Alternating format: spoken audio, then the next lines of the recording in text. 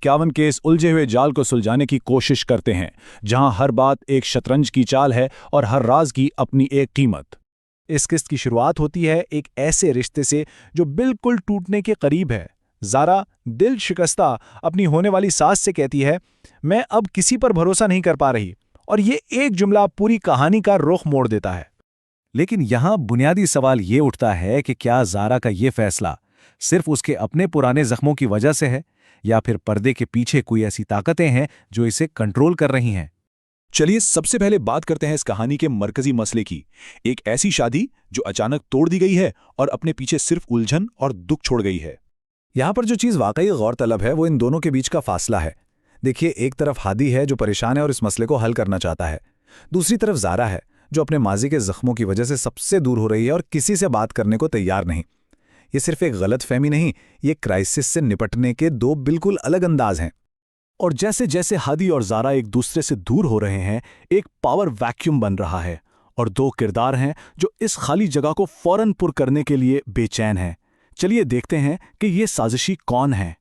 पहली तो है मरियम, जो सबके सामने एक बहुत ही शरीफ, मददगार कजिन होने का दिखावा करती है, लेकिन अकेले में उसके इरादे कितने खतरनाक हैं वो हम सब जानते हैं।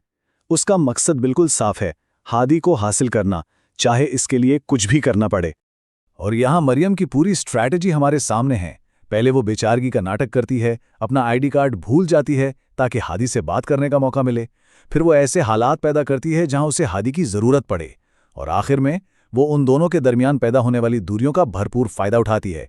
ये इत्तेफाक नहीं, एक सोची समझी साजिश है। फिर आती है दूसरी साजिशी किरदार, महरू, जो अपने आशिक सलमान के साथ मिलकर एक बहुत ही खतरनाक खेल खेल रही है। अगर मरियम का खेल मोहब्बत का है, तो महरू का खेल दौलत और ताकत का है।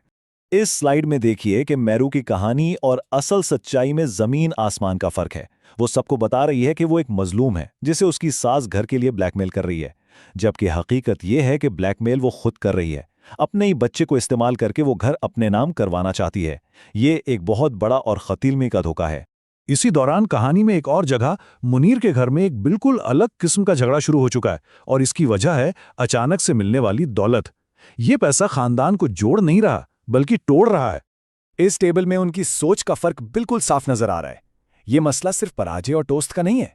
मुनीर के लिए ये उसूल की बात है। उसके नजदीक मेहनत के बगैर कमाया हुआ पैसा हराम है, लेकिन आलिया के लिए ये उस जिंदगी को जीने का मौका है जिसका उसने हमेशा ख्वाब देखा था। तो ये नया पैसा उनके घर को नहीं, उनकी अक़दार को तकसीम कर रहा है।